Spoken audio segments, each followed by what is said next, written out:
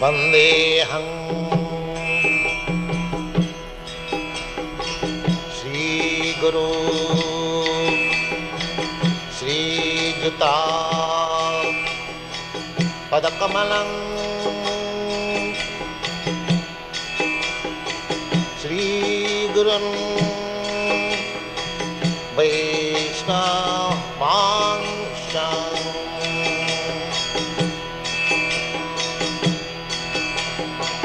श्रीरूपं चाग्रजातं सहगना रघुनाथान्वितं त्वं सजीवम्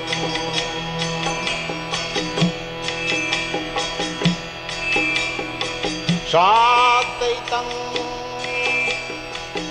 सावधूतं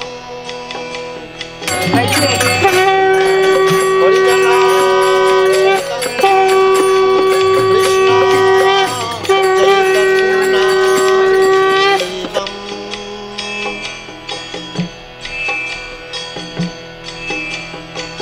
श्रीराधा कृष्णपदां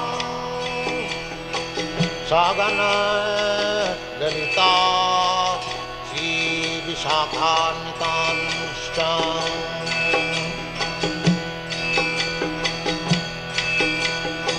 श्रीकृष्ण चैतन्य प्रभु नित्यानंद श्री अद्वैत गदाधर शिवासदि गौरभक्तवृन्द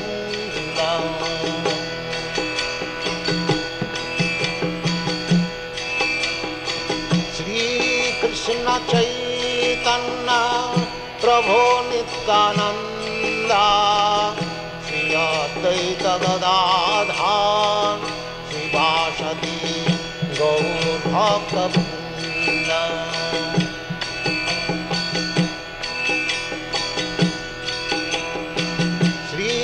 कृष्ण चैतन्य प्रभु Nityanand Shri Advaita Gadadhar शिवासदि गौरभक्तवृन्द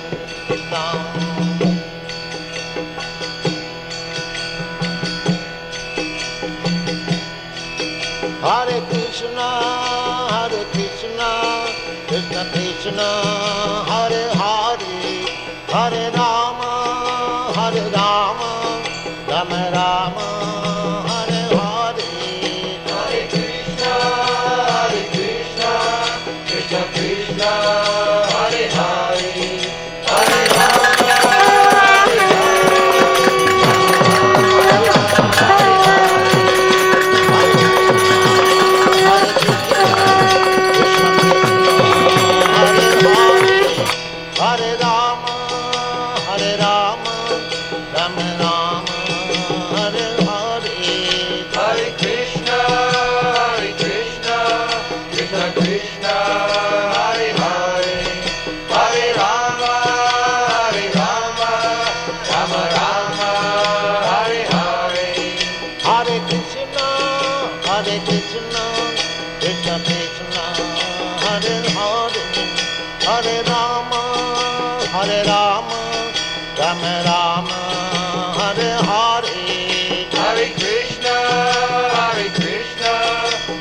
Krishna Hare Hare Hare Rama Rama Rama Hare Hare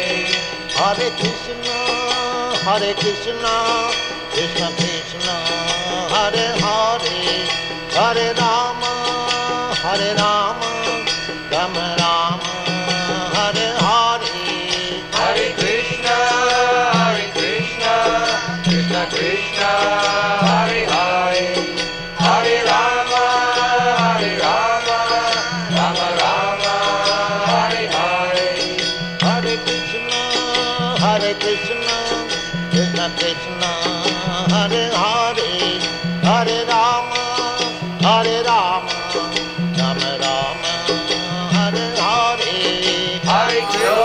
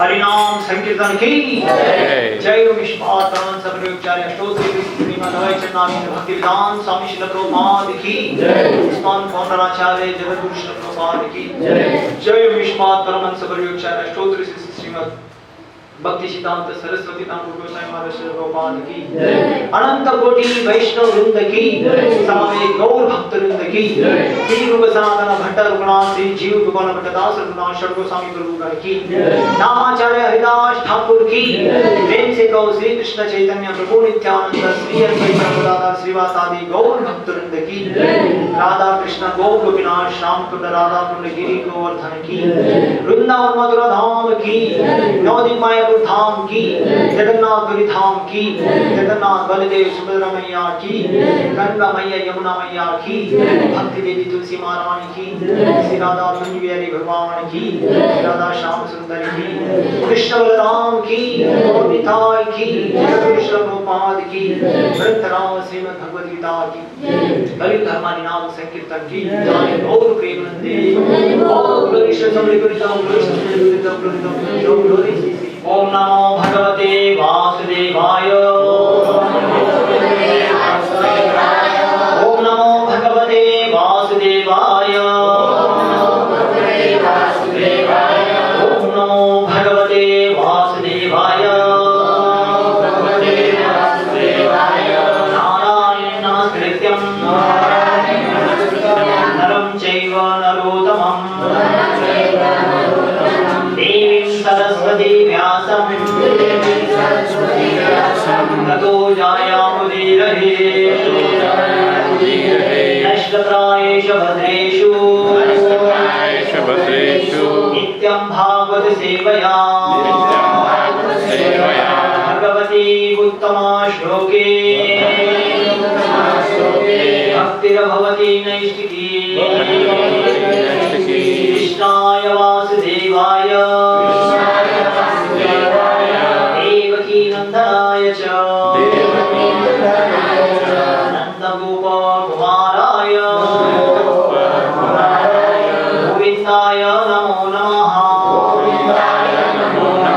नमो विष्णुपदाय कृष्णप्रेष्ठाय भूतले श्रीमते भक्ति वेदांत स्वामीति नामिने नमस्ते सरस्वती देवे गौरवाणी प्रचारिणे निर्विशेष शून्यवादी पाश्चात्य देश तारिणे नमो महावदन्याय कृष्ण प्रेम प्रदायते कृष्णाय कृष्ण चैतन्य नामिने गौक्षे नमः हे कृष्ण करुणा सिंधु दीनबंधु जगत्पते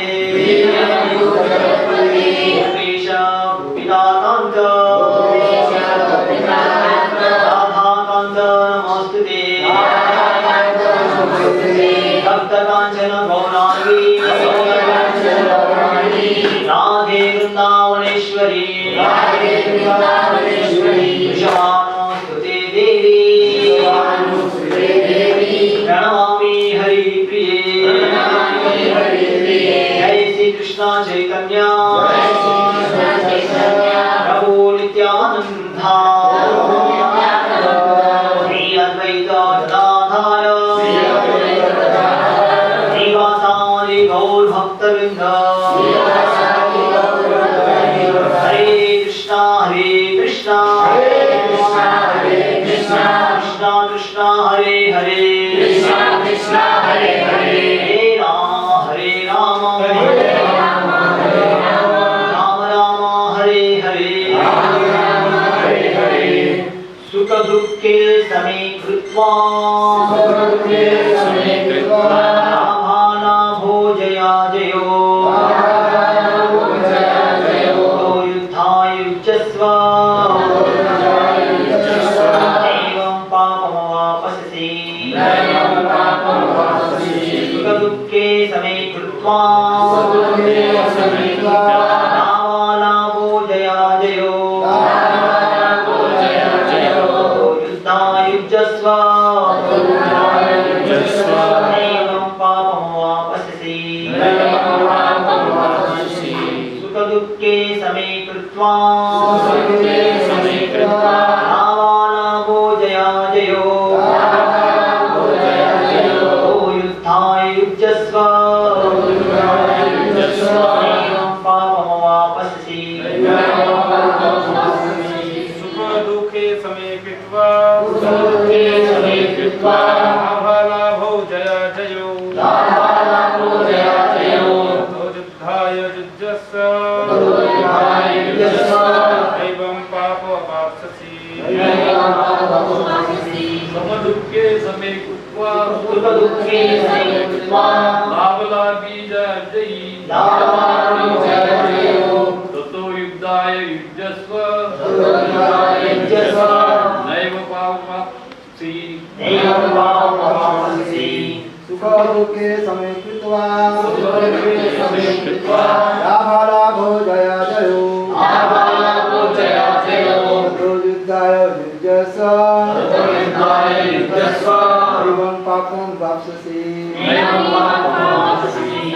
सुख दुःखे समे कृत्वा लाभालाभो जया जयो युद्धाय युज्यस्व एवं पापं वाप्स्यसि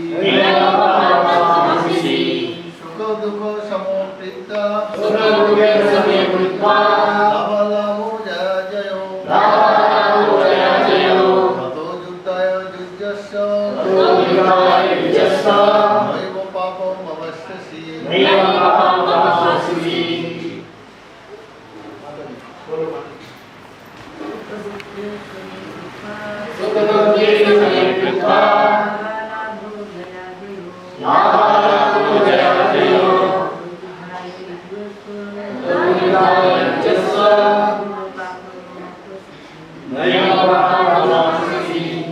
सुखे दुखे समे कृत्वा कृत्वा लाभालाभो जया जयो ततो युद्धाय युज्यस्व नैवं पापमवाप्स्यसि सुख दुःखे समे कृत्वा लाभालाभो जया जयो युद्धाय युज्यस्व नैव पापं नैवं पापमवाप्स्यसि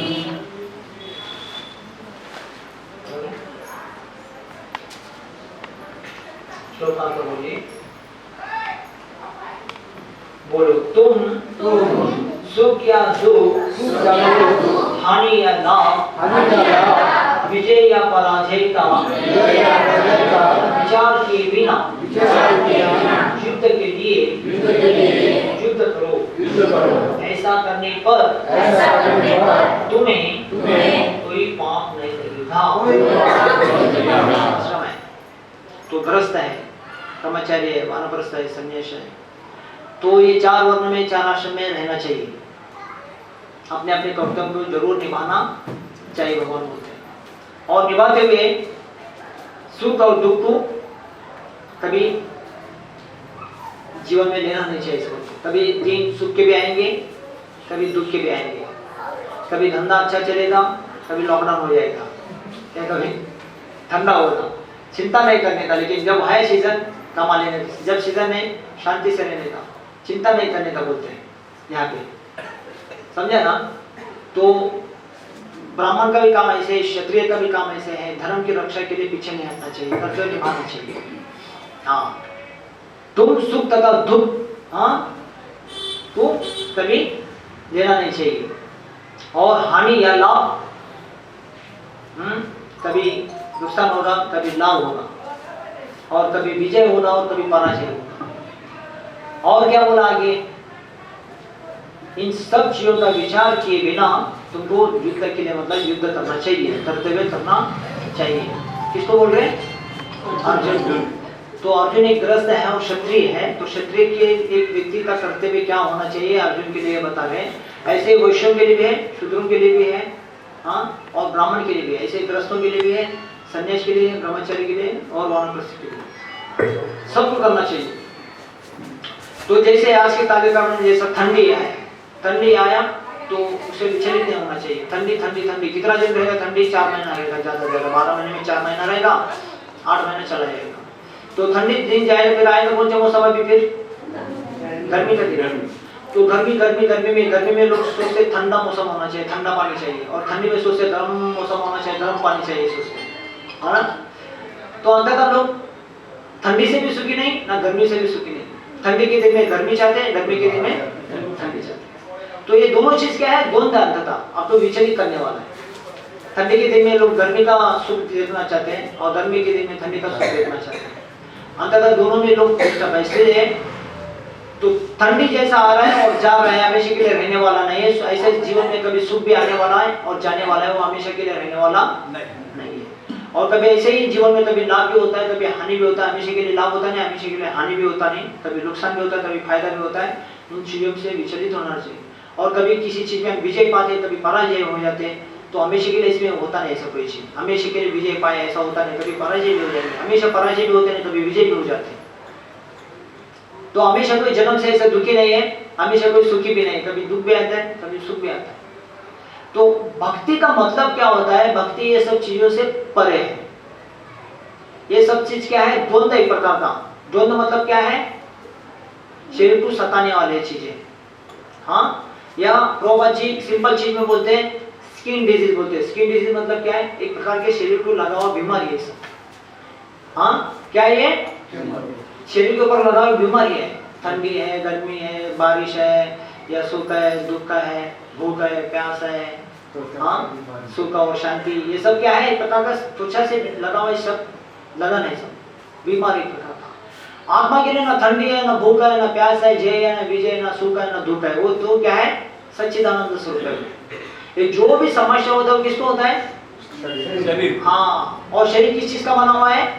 पृथ्वी, जल, अग्नि, वायु, आकाश। ये भौतिक उपाधियों का शरीर बना हुआ है ना, तो ये सारे भौतिक उपाधि हैं और हमको शरीर को सताता है, समझा ना। और शरीर से लगा हुआ कौन है? सूक्ष्म मन, बुद्धि, अहंकार, समझा ना। ये मन, बुद्धि, अहंकार, ये पंच महाभूत का शरीर, ये 8 तत्वों से भूमि, रापो, नलो, वायु, तम, मनो, बुद्धि, रेवच, अंतरामित्यानि भिन्न प्रकृति अष्टधा। ये 8 तत्वों से जो बना हुआ शरीर है, और इसके लिए ये सारी चीजें होते हैं। लेकिन आत्मा के लिए तो आत्मा सत चित आनंद, सत मध्य शाश्वत, चित यानी ज्ञानमय, आनंद यानी पूरा आनंद आत्मा है। तो जैसा हम शरीर से लगे हैं, शरीर से संबंध रखते हैं, सब शरीर से पहचान रखते हैं, शरीर से जानकारी हम, तो इसके लिए ये सारी चीजें जो भी होता है, सुख दुख, ठंडी गर्मी, भूख प्यास, हाँ, या लाभ हानि जो भी होता है, और ये होता है किसको? सब शरीर का उपाधि। तो भक्ति करना है तो व्यक्ति को क्या करना होता है? जो उपाधि है, ये शरीर से लगा हुआ जो बीमारी है, उसको उससे ऊपर उठना होता है, तभी व्यक्ति को ये ना भगवान के बारे में कुछ जानकारी कर सकता है।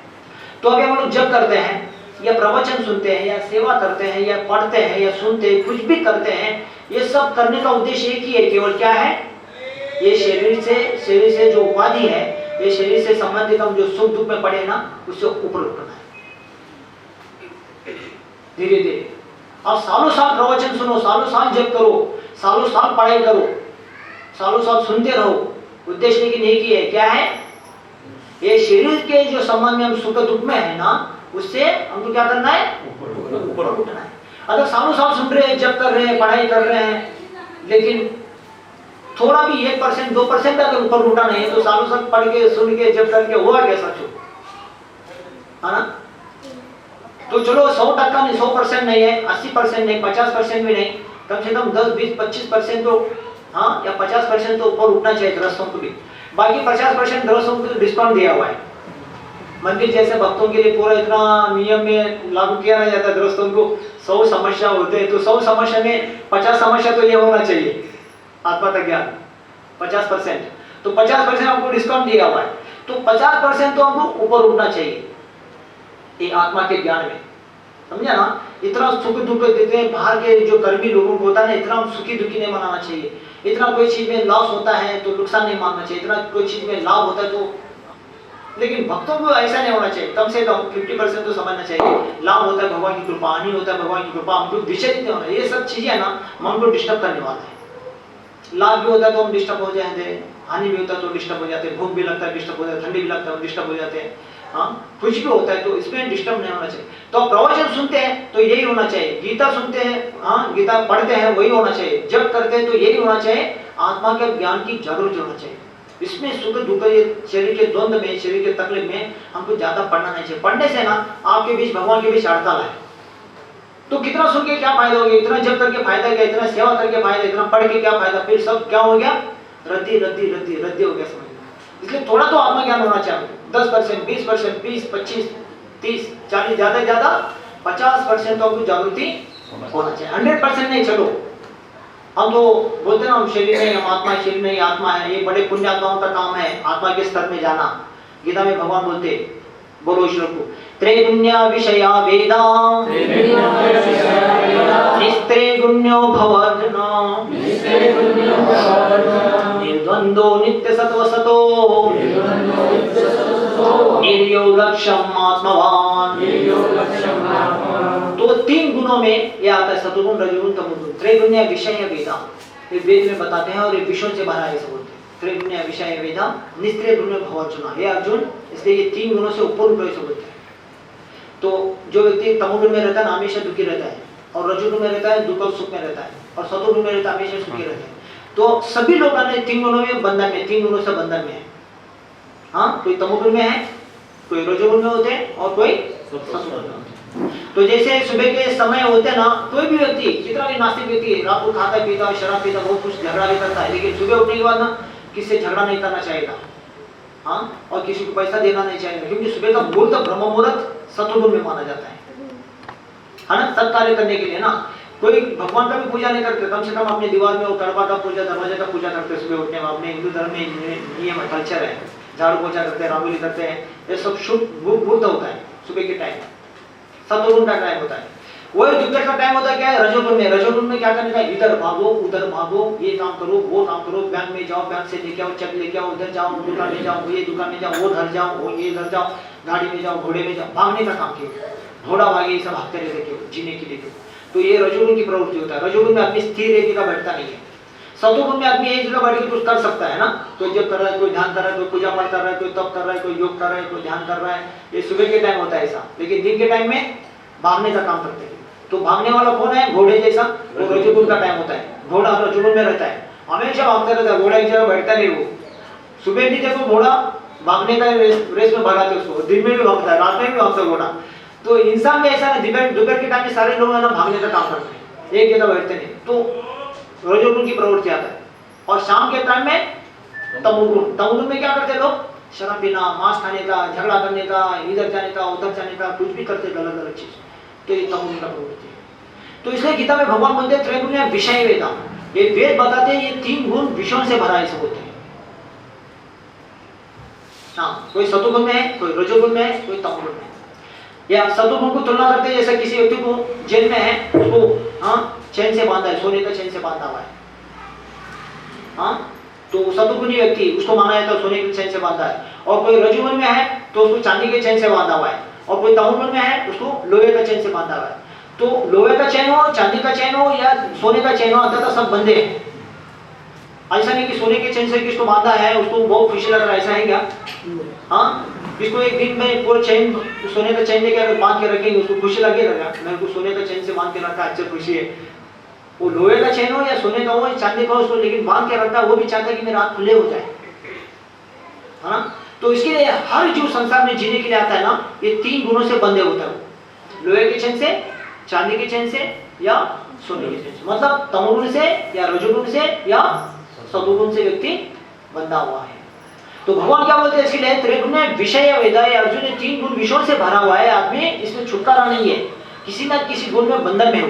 त्रिगुण विषय वेदा निस्त्रिय गुण भव अर्जुन, ये अर्जुन ने 3 गुणों से ऊपर उठा ऐसा बोलते हैं भगवान। निस्त्रिय गुण भव अर्जुन निर्द्वंद, ये सब द्वंद में पड़ा है ऐसे बोलते हैं लोग सब। सतोगुणी व्यक्ति भी द्वंद में है, हमेशा सुखी चाहता है, और रजोगुणी व्यक्ति सुख दुख में रहता है, और तमोगुणी हमेशा दुखी रहता है। हाँ, निर्द्वंदो, ये सब द्वंद है। क्या द्वंद है? लाभ हानि, सुख दुख, ठंडी गर्मी, भूख प्यास, इसमें पड़ा है व्यक्ति। ये सब लोग निर्द्वंदो, ये द्वंद है बोलते हैं, शरीर से संबंधित ये सब चीजें शरीर को दुख देने वाला है, इसलिए बोलते क्या है? द्वंद। निर्द्वंदो नित्य सत्व सतो, इसलिए अर्जुन ने 3 गुणों से ऊपर उठो, ये द्वंद्वों से ऊपर उठो और नित्य सत्व गुण, सत्व गुण से ऊपर उठो, शुद्ध सत्व गुण में आ जाओ। शुद्ध सत्व गुण में क्या होता है?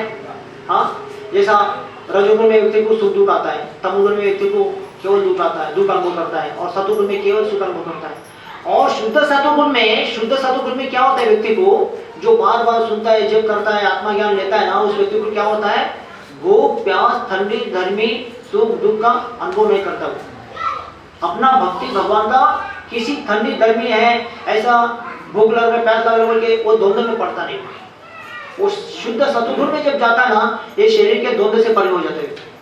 इसलिए भगवान ने बोला निर्द्वंद नित्य सतो सतो, नित्य सतोगुण में ऊपर उठ के शुद्ध सतोगुण में आ जाओ। वहां पे भगवान की भक्ति कैसी होती है? जो महात्मा लोग करते, भूख प्यास, ठंडी गर्मी, लाभ हानि, सुख दुख, कुछ अनुभव होता नहीं होता। तो अर्जुन को भगवान ने ये बोला। तो अभी हम लोग सुनते हैं ना, गीता सुनते हैं या जप करते हैं, पढ़ते हैं या सेवा करते हैं, तो हमारा ये भाव आना चाहिए हमारे जीवन में। हाँ, चलो 100% नहीं आ रहा है, 50% नहीं, 20-25% तो होना चाहिए। इतना जितना बाहर के लोग को दुख होता ना, इतना दुख होना चाहिए। बाहर के लोग इतना सुखी हो जाते ना और बाकी सब चीज भूल जाते उसमें, तो हमको इतना सुखी नहीं होना चाहिए, इतना दुखी नहीं होना चाहिए। मनसा क्रोध वेगम जिह्वा वेगम उदरपस्त वेगम एतानु वेगानु यो विषयत धीरा सर्वामि भीमां पृथ्वीं सशिष्टा। तो चैतन्य महापुरुष स्वरूप सनातन गोस्वामी को एक श्लोक बताया। अगर कोई भक्त है, पुराना भक्त बोलते हैं, 1 साल से 2 साल से 3 साल से जितना साल से पुराना भक्त है, तो क्या करना चाहिए? वाणी के ऊपर वेद में कंट्रोल होना चाहिए। वाचो वेदम, वाणी का जो वेद है, बार बार बार बार बोलने का आदत है ना, उसको कितना कंट्रोल किया वो देखना चाहिए। अभी लोगों को वाणी के ऊपर वेद कंट्रोल नहीं है। जब भी टाइम मिलता है लोग क्या करते हैं? मौन रहते नहीं, फोन में लगे रहते, है ना? फोन का दुनिया है ना, अभी फोन का दुनिया नहीं, मौन का दुनिया। भगवान ने बोला बोलना बहुत हो गया, इसलिए मुंह बंद करो बोला, इसलिए अभी सबको मुंह बंद कर दिया। वाचो वेदम, वाणी का वेद कितना कंट्रोल? वाचो वेदम मनसा क्रोध वेदम, मनसा मन को कितना कंट्रोल किया, क्रोध के वेद को कितना कंट्रोल किया, जिह्वा वेदम, जिह्वा को कितना कंट्रोल किया। तो जो जितना कंट्रोल किया है शरीर के उपाधियों से उठ के ना, वो इतना पुण्यात्मा जल्दी भगवत साक्षात्कार करता है, जल्दी भगवान को प्राप्त कर देता है।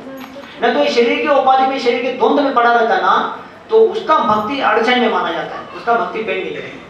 हालांकि वो 20 साल से भक्ति कर रहा हो, 50 साल से भक्ति कर रहा हो, लेकिन अगर ये वेदों को कंट्रोल नहीं किया तो उसका भक्ति सुनना क्या होगा, जब करना क्या होगा, तब करना क्या होगा, सब निष्फल हो गया, उसका कोई फल नहीं। तो सुनने का मतलब, जब करने का मतलब ये है, हाँ, नहीं मिलने के बाद हम कितने संशील है, नहीं मिलने के बाद हम कितने खुश है वो चीजों में, वो ऊंचा भक्त माना जाता है। समझा ना? हाँ, मिलने के बाद कोई भी खुश हो जाता है ना, लेकिन नहीं मिलने के बाद कितना खुश है वो देखा जाता है। तो यहाँ पे इसलिए बोलते हाँ, निर्द्वंद्व नित्य सतो सतम निर्योगक्षम आत्मवान। ये आत्मवान व्यक्ति मतलब ठंडी गर्मी, भूख प्यास, लाभ हानि, जय विजय पराजय, सभी द्वंद्वों से मुक्त होके स्थिर होके भगवान के भजन में लगे रहता है। हरि ऐसे जो आत्मा स्थिर होके भजन भक्ति करता है ना, उस व्यक्ति को धीर व्यक्ति बोलते हैं। वाचो वेदम मनसा क्रोध वेदम जिह्वा वेदम उदरपस्त वेदम एतानु वेगानु यो विषयत धीरा। ये सारे वेगों को कंट्रोल करके जो भगवान की भक्ति कर रहा है, नाम जप करने में विचलित नहीं हो रहा है ना, उस व्यक्ति को क्या बोलते हैं? धीर बोलते हैं। हाँ, एताम वेदानु यो विषयता धीरा सर्वामि पीमं पृथ्वी सशिष्य। वो व्यक्ति पूरे पृथ्वी में संसार में जाके लोगों को शिष्य बनाने का या गुरु बनने का अधिकारी बन सकता है। तो गुरु बनना मतलब कोई बड़ा बात नहीं है, बड़ा काम नहीं है, बहुत छोटा काम है। क्या करना पड़ेगा गुरु बनना है? तो वेद को कंट्रोल करना। और क्या करना है? क्या करना गुरु बनना है? तो भक्ति का प्रचार करना। भक्ति का प्रचार करना। अच्छा, और क्या करना है? भक्ति का प्रचार तो बहुत करते हैं, देवों को भी कंट्रोल बहुत करते हैं, लेकिन असली गुरु का काम क्या है? अभी मैं बताया। हाँ, गुरु का मतलब क्या होता है? सारे सुख दुख का समस्या संसार में आएंगे, सारे द्वंद में रहेंगे, लेकिन किसी चीज से विचलित नहीं होंगे। ऐसे धीर रह के समाज में रह के प्रचार करके सारी जीवात्माओं को ऊपर उठाता है ना, शिष्य बनाता है ना, वो धीर व्यक्ति बोलते हैं। भगवान अर्जुन को वही बोलते इसके लिए। हाँ, ये अर्जुन इससे ऊपर उठो। तो ये सब क्या देने वाला है? आपको द्वंद देने वाला है। इसलिए युद्ध करना, युद्ध करो, लेकिन वो युद्ध से विचलित मत हो। युद्ध करना करते रहे, उसको करते रहो, लेकिन उसमें से आपको विचलित नहीं होना है। तो यहाँ पे वही बोल रहे, तुम सुख या दुख, हानि या लाभ, जय विजय पराजय विचार किए बिना युद्ध के लिए युद्ध करो। ऐसा करने पर तुम्हें कोई भी पाप नहीं लगेगा। तो ये सारे द्वंद्व से ऊपर उठ के जब भक्ति करेगा ना, तो ये द्वंद्व मेरे के भक्ति करने से कोई भी पाप नहीं लगेगा।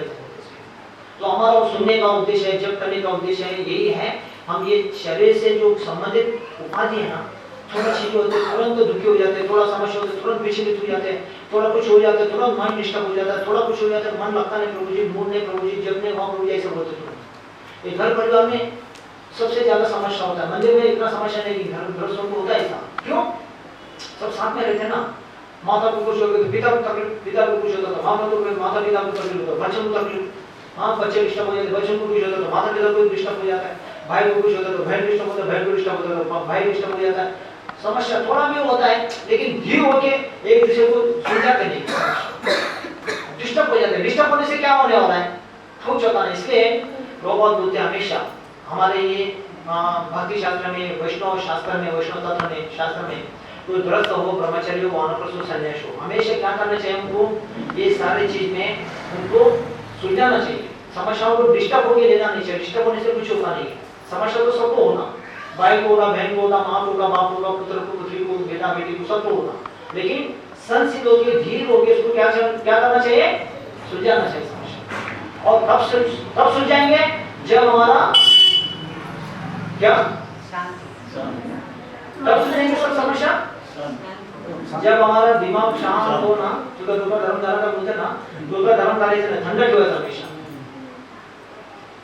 प्रॉब्लम क्या है? दुर्गा धर्म झाला करने प्रॉब्लम है सब। इसलिए थोड़ा ठंडे दिमाग से ना ये सब चीजों को सुलझाना चाहिए। तुरंत डिसाइड करके सब कुछ विचलित हो गया, उनको फोन करो, इनको फोन करो, भाई को फोन करो, बहन को फोन करो, ऐसा ये तुरंत डिस्टर्ब हो गया, ऐसे विचलित हो, ऐसा होना नहीं चाहिए। हमेशा क्या करना चाहिए?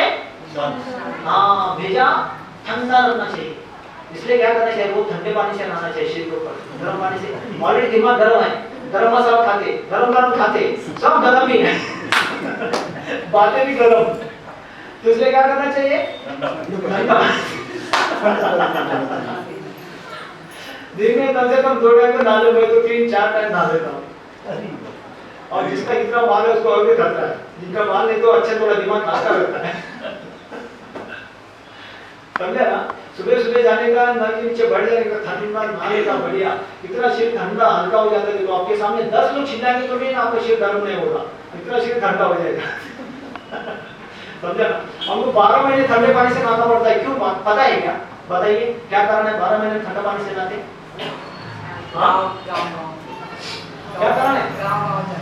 नहीं, मंदिर में रह के भी 12 महीने ठंडे पानी से नहाते। अभी मैं नेपाल में गया तो पूरा ठंडा पानी से नहाया, 8 दिन नेपाल में था। तो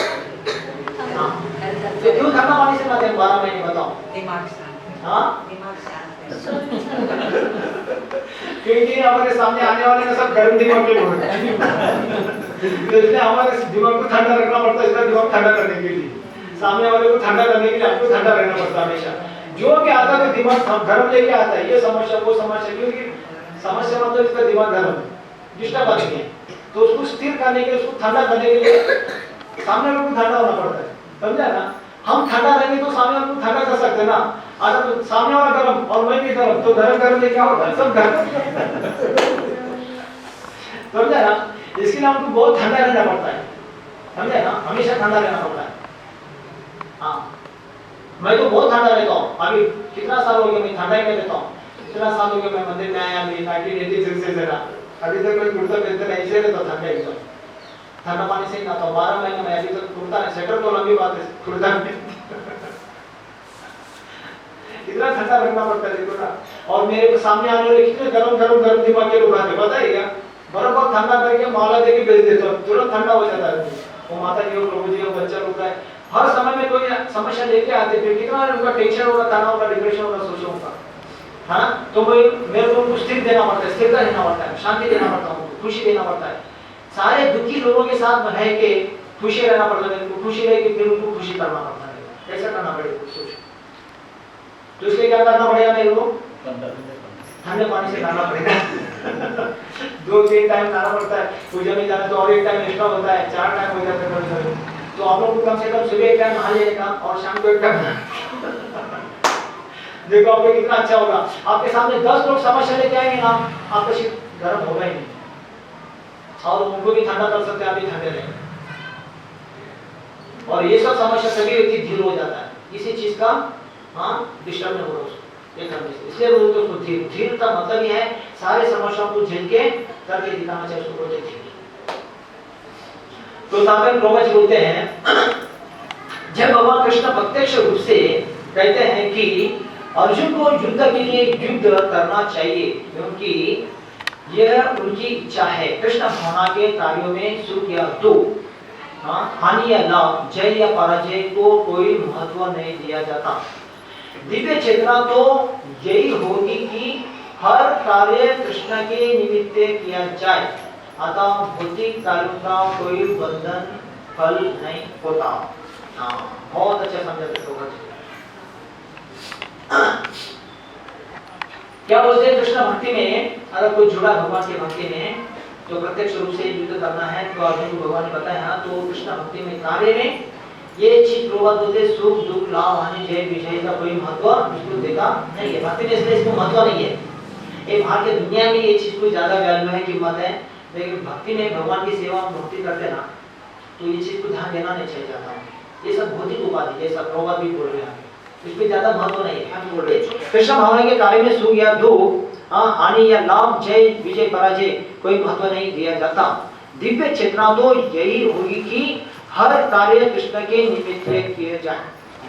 तो ये सारी चीजों को देखते हुए भगवान को कैसे निमित्त बन के हम लोग सेवा करना चाहिए, इसको ध्यान देना चाहिए। इसका ये महत्व है, ताकि सुख दुख में पड़ के सेवा छोड़ दो, या कुछ भूख लग गया, प्यास लग गया बोल के। कभी कभी ऐसा होता ना, एकादशी आता है, लोग बहुत उपवास करते हैं, निर्जल रहते हैं और फिर सेवा छोड़ देते हैं। तो उस टाइम में मंदिर में होता था, इस टाइम में तो निर्जल करते थे उपवास और सेवा नहीं करते थे। तो भक्तों को उठाया जाता, अरे चलो मंदिर में सेवा आरती पूजा करना है, टाइम है, फल काटना है, भगवान को भोग लगाना है। नहीं प्रभु जी, मेरे को शरीर में वीकनेस है पूरा। क्यों? उपवास है, सेवा नहीं करूंगा। तो फिर प्रभु जी बोलते थे, अरे उपवास करना महत्व है क्या, सेवा करना महत्व है? कौन सा महत्व है? सेवा। अगर सेवा छोड़ के उपवास करो बोल के सो रहे, क्या फायदा है? फिर सेवा नहीं कर रहे, और जब भी नहीं कर रहे, वीकनेस है बोल के सो रहे, फिर हमारा वो महत्व नहीं उपवास करना। इसलिए अच्छा है कि 2 टाइम एकादशी को फलाहार खाओ, एकादशी का प्रसाद खाओ, लेकिन सेवा करो। तो हमारा उद्देश्य यह है ताकि शरीर के इंद्रियों को मारना और सो जाने का, शरीर में वीकनेस है बोल के, ऐसा नहीं है। अच्छा प्रसाद खाओ और भगवान की सेवा करो, अच्छे जप करो, अच्छे सेवा करो और अच्छा पूजा पाठ करो और अपने को खुशी मानो, ताकि उपवास करने का और सेवा नहीं करने का कोई मतलब नहीं। इसलिए यहाँ पे वो बात बोलते थे। कृष्ण भावना के कार्य में सुख या दुख, हानि या लाभ, जय या पराजय की कोई महत्व नहीं है। दिव्य चेतना तो यही होगी कि हर कार्य कृष्ण के निमित्त किया जाए। भगवान को केंद्र मान के भगवान के निमित्त हम सेवा करें, बस हमारा उद्देश्य होना चाहिए, भगवान की सेवा करें। यह ताकि उपवास रहो या जब करो तब करो, सेवा नहीं करो तो ये कुछ फायदा नहीं है। तो अगर कोई कितना बड़ा योग किया, कोई बहुत बड़ा ध्यान किया, कोई बहुत बड़ा तपस्या किया, लेकिन भगवान का सेवा नहीं किया, तो प्रभुपाद बोलते हैं वो जो जप किया, योग किया, तप किया ना, वो क्या करेगा? उनके शरीर के वेगों को बढ़ाएगा, उनके शरीर के करुआ अंतर को बढ़ाएगा। इसलिए हमारा उद्देश्य नहीं केवल जप करना, योग करना, ध्यान करना, तप करना। हमारा उद्देश्य है भगवान की सेवा करना। अगर सेवा नहीं किया, केवल तप ही किया, केवल जप ही किया, केवल योग ही किया, केवल ध्यान ही किया, तो क्या फायदा ये सब? ये करने से क्या हो गया? आदमी को गर्व आएगा, अंतर बढ़ेगा। अरे मैं बहुत बड़ा योगी हूँ, मैं बहुत बड़ा ध्यानी हूँ, मैं बहुत बड़ा तपस्वी हूँ, हाँ मैं बहुत बड़ा त्यागी हूँ, ऐसा उसको गर्व आएगा। इसलिए हमारा उद्देश्य योग करना, तप करना, ध्यान करना नहीं। हमारा उद्देश्य है, वो करते तो अच्छा है, लेकिन उद्देश्य है भगवान की सेवा करना। अगर सेवा नहीं किया, ये सब करते बैठा, फिर किसके लिए? हमारे खुद के लिए ना। तो फिर उसको क्या होता? उसको अहंकार गर्व होता, मैं बहुत बड़ा तपस्या हूँ, मैं बहुत बड़ा ज्ञानी हूँ, मैं बहुत बड़ा वैरागी हूँ, मैं बहुत बड़ी तपस्वी हूँ, ऐसा। तो उसके शरीर को तकलीफ होगा। तो उद्देश्य है, जानना चाहिए भगवान की सेवा करना, मेन उद्देश्य है, हाँ ऐसा। तो जय पराजय कोई महत्व नहीं दिया जाता है। चेतना तो, दिव्य चेतना तो यही है कि हाँ हर कार्य कृष्ण के निमित्त किया जाए, अतः भौतिक कार्यों का कोई बंधन फल नहीं होता। जब कोई सतगुण या रजगुण के अधीन होकर अपनी इंद्रियवृत्ति के लिए कर्म करता है, उसे अच्छे या बुरे फल प्राप्त होते हैं। तो देखो, जब अगर कोई व्यक्ति सुखी दुखी हो गया, रजोगुण में तमोगुण में रह के कार्य करता है अपनी खुशी के लिए, इंद्रियों को संतुष्ट करने के लिए, तो उसके क्या बोलते हैं प्रभुपाद जी कर्म करता है, उसे अच्छे या बुरे फल प्राप्त होते हैं। तमोगुण में रजोगुण में रह के कोई कर्म करता है तो अच्छे बुरे कर्म आता है, तो उसको झेलना पड़ता है समझ। हाँ, किंतु कृष्ण भावना के कार्यों में अपने आप को समर्पित कर देता है, वह सामान्य कर्म करने वाले के समान किसी का कृतज्ञ या ऋणी नहीं होता। बहुत अच्छा श्लोक है। देव ऋषि भूत पितॄणाम न किंकरो नायमृच राजान धर्मात्मनाया शरणम शरण्यं गतो मुकुंद परत्य कर्तुम। बोलिए श्लोक का अर्थ बोलो। जिसने अन्य समस्त कार्यों को त्याग कर मुकुंद श्री कृष्ण की शरण ग्रहण कर लेता है,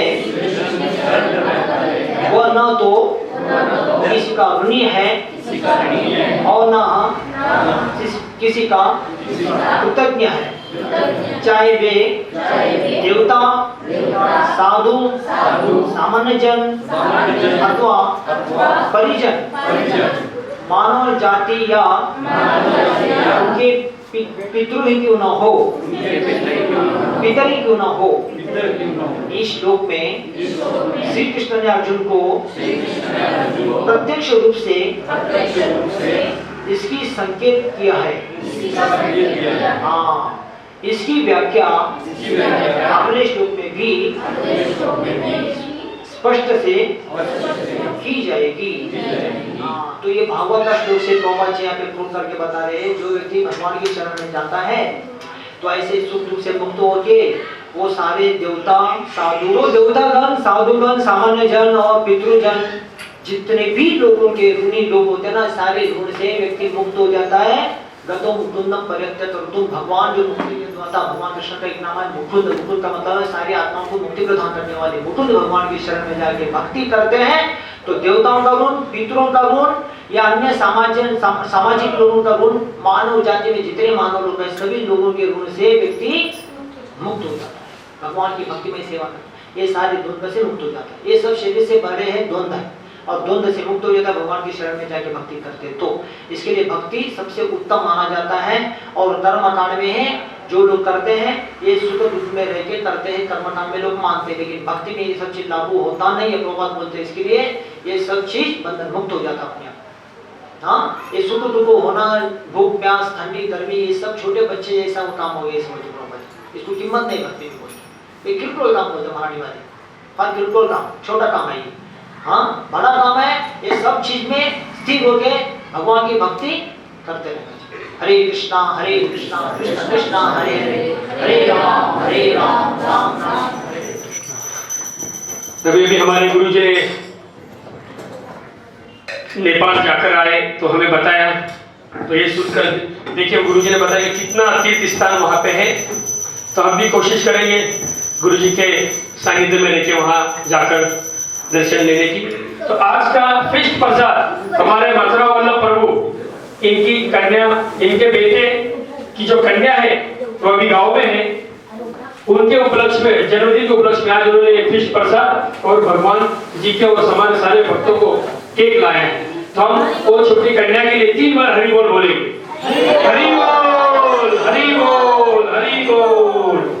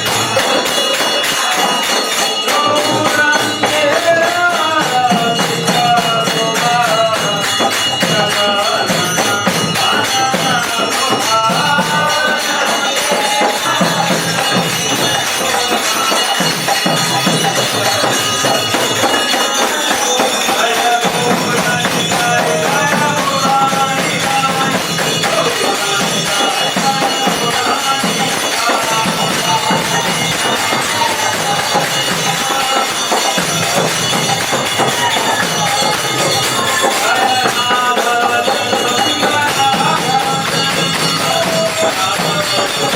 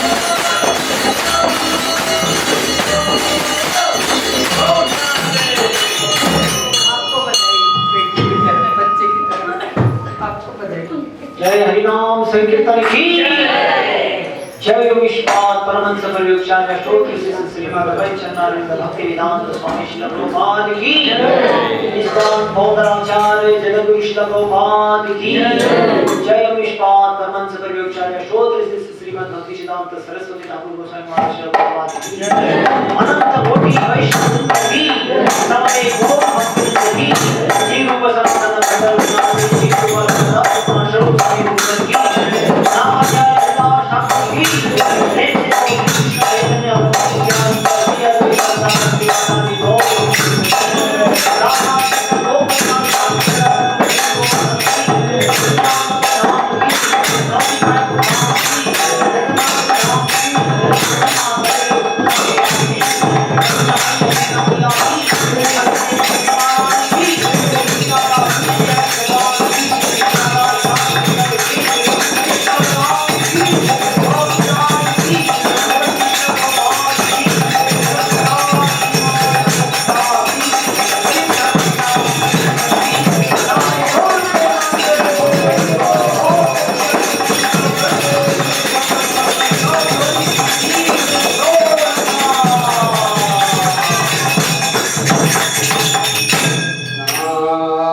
से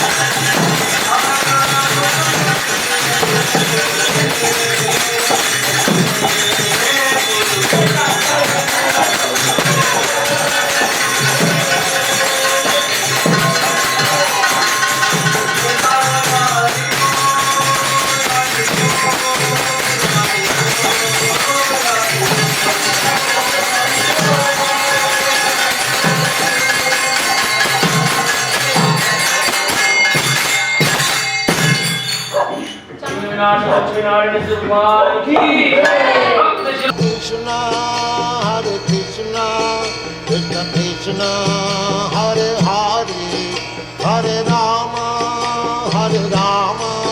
Rama Rama, Hare Hare. Hare Krishna, Krishna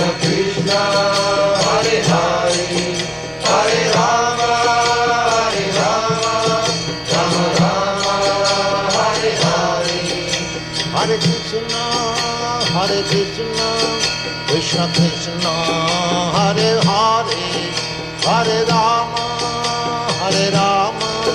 Rama Rama, Hare Hare. Hare Krishna, Krishna Krishna, Hare अभी यहाँ पे शेठी बबू की ओर से गीता दान होने वाला है। किसी को भी गीता चाहिए वो फ्री में देंगे, आप आके ले लेना। किसको भी कोई भी बच्चे हो, माता है प्रभु हो, ले लो। कोई भी बच्चे को आया हो गीता ले लो। Hare Rama, Rama Rama, Hare Hare. Hare Krishna, Krishna Krishna, Hare Hare, Hare Rama, Rama Rama, Hare Hare. Hare Krishna, Krishna Krishna, Hare Hare, Hare Rama, Rama Rama, Hare Hare. Hare Krishna, Krishna Krishna, Hare Hare, Hare Rama, Rama Rama, Hare Hare. Hare Krishna, Krishna Krishna, Hare Hare, Hare Rama, Rama Rama, Hare Hare. Hare Krishna, Krishna Krishna, Hare Hare, Hare Rama, Rama Rama, Hare Hare. Hare Krishna, Krishna Krishna, Hare Hare, Hare Rama, Rama Rama, Hare Hare. Hare Krishna, Krishna Krishna,